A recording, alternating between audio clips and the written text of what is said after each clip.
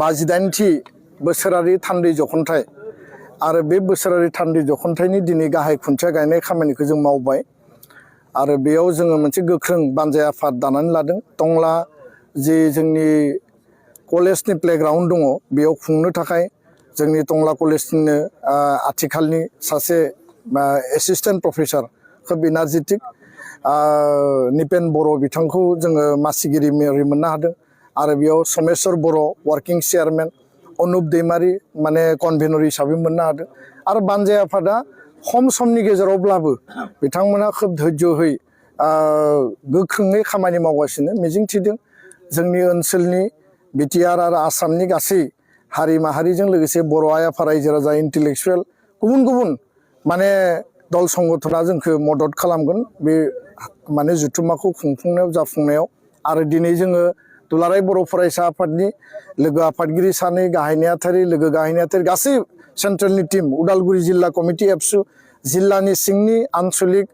आरो टंला आन्चलिक बयनिबो मदद लानानै जोङो बे हाबाफारिखौ मावफुंबाय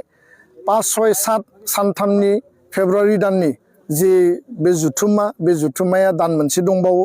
आरो बेयाव जोङो थान्दै महरै प्राय 2500 थान्दैफोरखौ आसामनि भारतनि गुबुन गुबुन बुहुम फरायसालि कलेज इउनिभार्सिटिनि आरो जोंनि आन्चलिक डिस्ट्रिक्टनि जोङो स्टेट कमिटिनि बेयाव हांख्रायदों आरो बिनि गेजेरजों बर' माहारिनि जिखिनि माहारिबाद बड'फानि जि गेरेमसा माहारि थानायनि जि मोनसे थांखि उद्देश्य बर' गोजोन गोरोबथा बेखौ माने Akhare Akhare मावफुंनांगौ letter and spirit बे गासै बिथिंखौ लानानै थान्दै मेलाव सावरायनाय जागोन खारन दुलाराय बर' फरायसा आफादा जोङो अराजनितिक जातीय आरो छात्र संगठनब्लाबो जोंनि इस्यु एजेन्डाया मेक्सिमाम पलिटिकेलि रिलेटेड आरो बेखौ सरकारा समाधान खालामनांगौ आरो बेखायनो जोङो टाइम एन्ड एगेन भारत सरकारजों आसाम सरकारजों जों सावरायदों आरो बे जुथुम्माया जाहाथे बेनि सायाव प्राधान्य मोनो बेखौनो जोङो हास्थायगोन 5 तारिखआव जोंहा डेलिगेट सेसन जागोन मोनाबिलियाव जोङो जोंनि गेदेमाफोरनो आलारि बाथि सावनाय बा गोजोननि थाखाय आलारि बाथि सावनाय बे हाबाफारिया जागोन 6 तारिखआव जोङो मोनसे नेशनेल लेभेल सेमिनार लादों आरो बे सेमिनारा गुन गोनां सोलोंथाइनि मावथांखि आरो कम्पिटिटिभ एग्जामाव जों माब्रैहाय जोङो एचिभमेन्ट मोननो हायो बर' बिजोङाव फरायनाय गुबुन गुबुन बिजोङाव फरायनाय आरो बे सावरायनायाव आसामनि सोलोंथाइ मन्त्रि डक्टर उनस पेगु बिथांखौ लिंनो थाखाय जों थिग खालामदों APSCनि बारग' चेयारमेन देबराज उपाध्याय बिथांखौ जोङो अलरेडि हांख्रायबाय आरो बारग' माने लेफ्टेनेन्ट जेनेरेल माने 4 करप्सनि रिटायार्ड राणा प्रताप कलिता बिथांमोनखौ जोङो हांख्रायगोन लोगोसे बर'नि माखासे इन्टेलेक्सुवेल गेदेमा बिथांमोनखौबो जोङो हांख्रायगोन बेयाव प्राय 10,000नि बारा फरायसा फरायसुलिखौ जोङो बेयाव ज' खालामनो थाखाय जों थांखि मोनसे लादों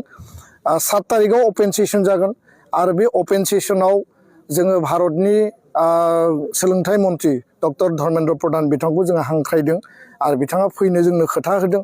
आरो बेजों लोगोसे आं दहाय बुंनाय बायदि जे बर' गोजोन गोरोबथानि मोनफ्रोमबो दफाखौ मावफुंनांगौ आरो बेनि आधाराव जिहेतु जोंहा सिमा बारायनांगौ दङ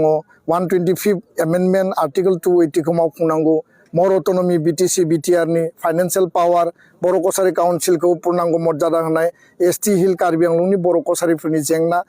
आरो सोलोंथाइनि इस्युसफोरखौ लाजोबनानै जों आसामनि गिबि मन्त्रि डक्टर हिमन्त बिश्व शर्मा बिथांखौबो हांख्रायनो थाखाय जोङो थिग खालामदों आरो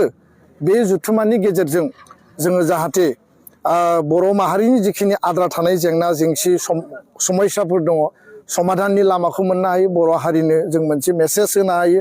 आरो बे जुथुम्मायाव जोंहा लिटारेरि कम्पिटिसन कालचारेल कम्पिटिसन काबादि आरो फुटबल गायदे हेलेना आरो माने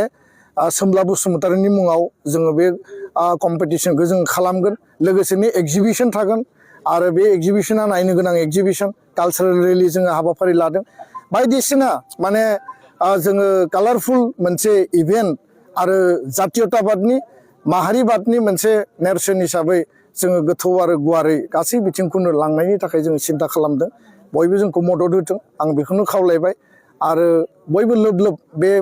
जुथुम्माखौ बयबो बाहागो लाफैनानै नायफैयो मदद होफैयो बेखिनिखौ खावलायबाय दिनैनि बे खुन्थिया गायनायनि हाबाफारिनि गेजेरजों मोनसे आलादा सोंथि 58थि जखनथाइ बेखौ खुंफुंनो थाखाय जिहेतु नोंथांखौ गिलिर बिबानखौ होबाय दा रायजो राजानिसिम मा बुंगोन बे समाव? जोङो रायजो राजा बिथांमोननिसिम खावलायगोन मानोना फैबाय थानाय फेब्रुवारि दाननि 5, 6 आरो 7 बे अक्ट'खालि जोंहा फैबाय थानाय 58थि जखनथाइ दुलाराय बर' फरायसा आफाद लोगोसे 51थि जखनथाइ दुलाराय बर' फरायसा आफाद उदालगुरि जिल्ला बे मोननै हाबाफारि जोंनि टंला कलेजनि बे माने सोलोंथाइनि जांख्रिथाय फोथाराव जानो थांगासिनो दङ। दा बे जा फैबाय थानाय बे जखनथाइखौ जाहाथे माने जाफुंसारो बिनि थाखाय जोङो दुलाराय आसाम नाङै जोंनि रायजो राजा लोगोसे माने दुलाराय बुहुमनि जोंनि जिखिनि माने बर' फरायसा फरायसुलि लोगोसे रायजो राजा बिथांमोनखो आरो गासै आसामनि हारि हारिसा सुबुंफोरनिसिम आङो खावलायगोन जाहाथे जोंनि जखनथाइया मोजाङै जालाङो। बिनि थाखाय नोंथांमोननिसिम जोङो मदद आरो हेफाजाबखौ लुबैनानै जोङो नोंथांमोननिसिम खावलायहरदों।